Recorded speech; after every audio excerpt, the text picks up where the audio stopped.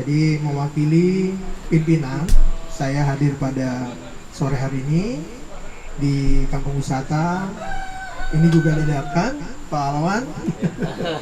Tapi ya kita berkenan. Ya udah beberapa kali beliau menyampaikan keterkaitan kehadiran kita, tapi memang karena waktunya Pak Alwan juga paham. Dalam 2 bulan ini kita selalu ada di Jalan Puspitek Raya ya. Nomor berapa itu Pak? Di gedung DPRD Pak. Jadi kita bolak-balik masih di gedung DPRD. Iya, dalam rangka pembahasan Raperda rencana induk pembangunan pariwisata daerah yang harus dikawal terkait pembahasan. Nah, tapi syukur alhamdulillah pada hari Senin lalu pansus telah selesai dan tinggal pengesahan dari Biro Hukum Provinsi Banten gitu. Di Unpam kita ada model hybrid. Hybrid artinya apa? Kombinasi on grid dan off grid. Jadi kami memakai baterai juga, kami juga menggunakan inverter juga. Jadi ini ketika PLN mati nanti juga bisa ditopang oleh baterai.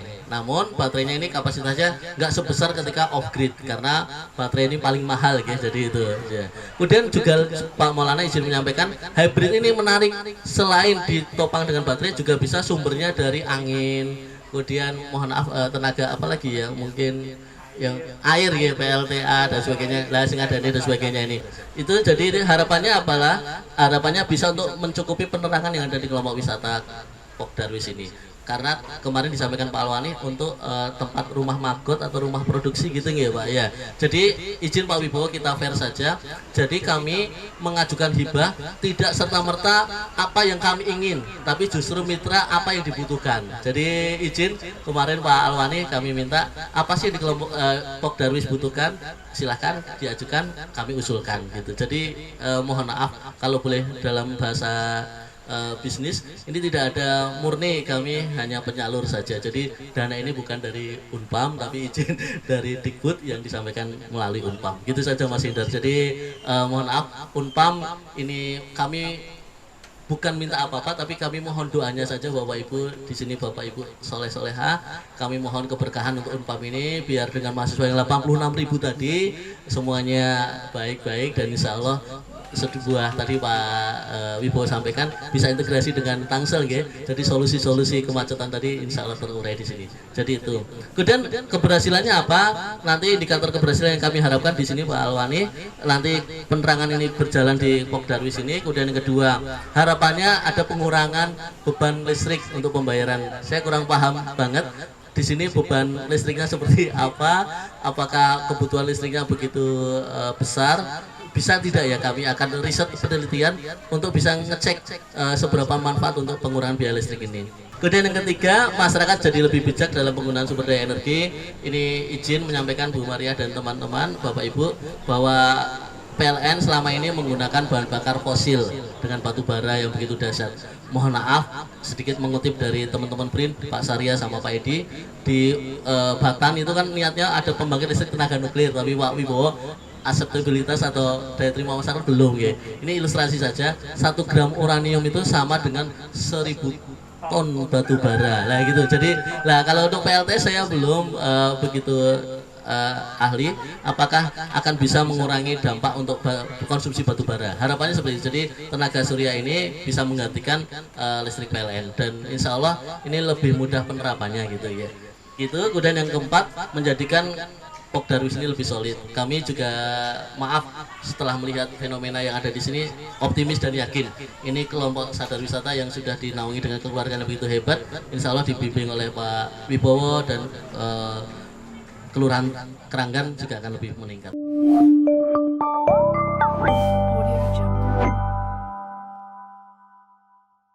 Kalau kita menggunakan PLTS ini, keuntungannya ya dari tersisa sesuai dengan kebutuhan. Lalu secara teknis ini handal ya Pak ya. Cuman layanan purna jual relatif mudah. Jadi sekarang sudah banyak yang kita dapatkan kalau kita ingin membeli peralatan seperti ini. Dan praktis Pak, nggak banyak-banyak. Lalu biaya investasinya relatif murah. Lalu kekurangannya ini untuk apa nih? PLTS ya Pak ya. Ini kalau kekurangannya biaya operasi dan pemeliharaan mahal. memerlukan transportasi dan penyimpanan BBM. Oh, ini PLTD ini, Pak. Ya kan? Lalu sistem operasi tidak efisien, boros pada kondisi beban rendah. Ini untuk PLTD. Berikutnya. Nah, ini adalah apa itu PLTS? PLTS adalah ini, Pak, dimulai dengan PV modul ini. Ini PV modul, ini mengubah cahaya menjadi energi listrik. Contohnya ini kalau kena matahari, kena sinar ini, Pak, ya. Ini akan menimbulkan energi listrik lalu disalurkan ke sini, ke kabelnya ini. Ini kalau kita ukur ini sudah menghasilkan tegangan. Nah, ini juga perlu kita, kalau Bapak nanti untuk perawatan ini perlu, Pak, alat ini, Pak. Karena kalau dilihat gini saja kita nggak tahu bahwa ini ada listriknya atau tidak gitu. Kita perlu ukur sini. Di sini tegangannya tegangan DC, Pak. Coba. Ini yang plus ke plus, minus ke minus. Ini yang plus, pegang. Yang ini kan. Ini ke minus. Enggak. Nah, ini ada tegangannya, Pak, di sini tercantum. Karena ini sinarnya redup, kalau di sana mungkin tegangannya harusnya tegangannya 17. Ini tegangannya hanya 8 volt, Pak. Menandakan bahwa alat ini baik. Kalau di sini tidak ada tegangan, nanti Bapak tinggal dilihat di belakang ini ada kotakan ini. Bisa dibuka, Pak, itu kotakannya. Ini di sini ada 2 diode, Pak. Diode ini menyekarakan dari biasa kalau nggak keluar ya. Kebetulan saya waktu itu pernah buka, pernah ganti ini, Pak. Ini dimuncul aja ada, Pak. Bapak tinggal buka, dimuncul, beli, lalu dipasang. Untuk ngetesnya juga menggunakan ini, Pak. Penggunaan alat ini menggunakan ohmmeter. Nanti kalau diode itu kan ada garisnya, Pak. Nggak ada spidol ya. Ada garisnya, ada, Pak, caranya. Nanti kalau misalnya Bapak kesusahan untuk mengukur itu, bisa nanti kita kolaborasi lah. Istilahnya kita tukar pikiran lah. Bapak tinggal ngubungin Pak ini, nanti kita bisa main ke sini gitu. Ya, itu diganti, biasanya hidup lagi, Pak, gitu. Lalu berikutnya setelah dari sini adalah dia akan masuk ke namanya regulator, Pak. Regulator itu ini, Pak. Nah, dari sini ada, di sini udah ada gambarnya. Gambar VP di sini ada 2 ini nih namanya. Ini di sini ada plus, ada minus. Dan di sini harus masukinnya salah, harus tidak boleh salah, Pak. Di sini kabelnya kan nanti ini ada plus, ada minus. Yang plus di sini taruh di plus, di sini ada ininya. Yang plus taruh di plus, yang minus ditaruh di minus. Lalu berikutnya setelah ini adalah yang di sini ada gambar aki, Pak. Atau akinya bisa pakai aki seperti ini, bisa aki lebih besar, bisa juga aki yang panjang besar gitu, tergantung kebutuhan. Kalau Bapak membutuhkan berapa dayanya yang besar, akinya harus besar, Pak. Kalau tidak kan nanti juga akan menurun sehingga mati gitu. Jadi ini tandon istilahnya. Kalau air ini tandonnya, Pak. Makin besar tandonnya, maka Bapak bisa makin lama menggunakannya gitu.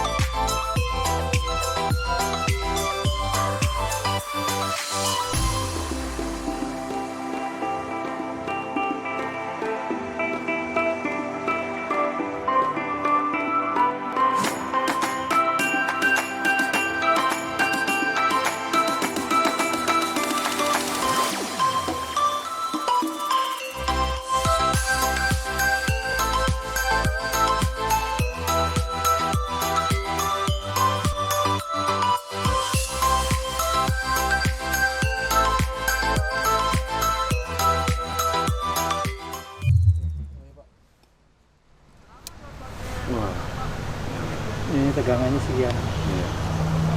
Ini di samping sebelah sini. Mas 11,9 misalnya. Ini tegangannya 214.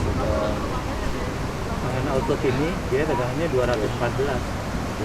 Kan 220 Bang. Ini 214 ya.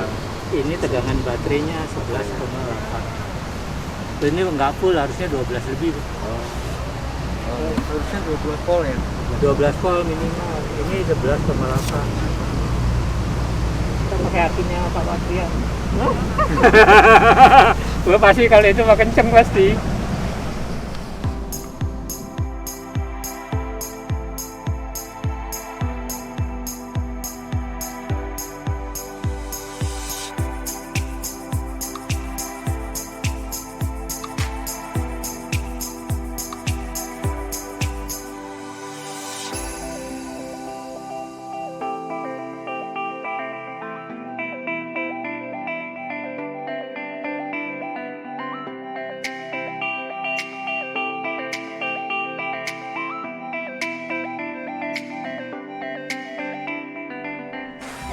Inverter ini baru masuk ke Lampu ya. ke lampu, ke beban.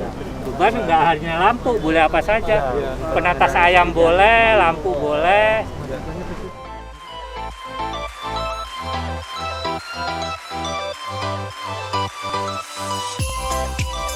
Nah, ini dulu Pak, dari sana masuk sini. Baru aki pasang. Baru aki sini, baru ke aki. Dari aki ini masuk ke sini Pak. Oh, gitu ya. Dari masuk ini baru ke beban. Bebannya terserah. Kalau bebannya besar, ini jangan 500, bisa 1000, bisa 2000. Oh, ya. Iya kan? Kalau ini 500 ya. 500 juga ada dua macam tipenya Pak. Ada sinusoidal, ada yang tidak. Kalau yang tidak begini dia paling efisiensinya 50% Pak. Jadi kalau 500 paling 250 watt dia. Kalau lebih dia ngedrop.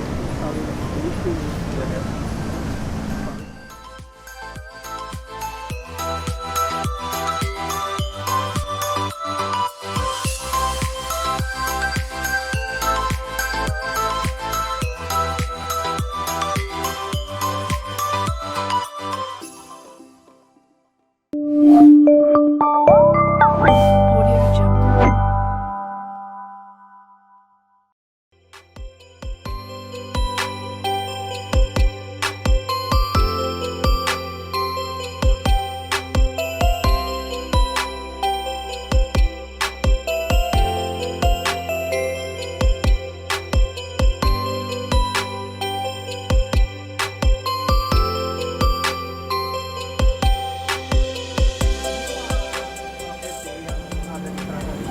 Itu yang saya harapkan. Oh, alhamdulillah.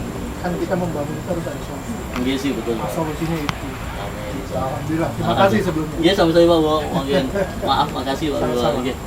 Perancang dalam perakitan pembangkit listrik tenaga surya yang dilakukan di Kampung Wisata Keranggan.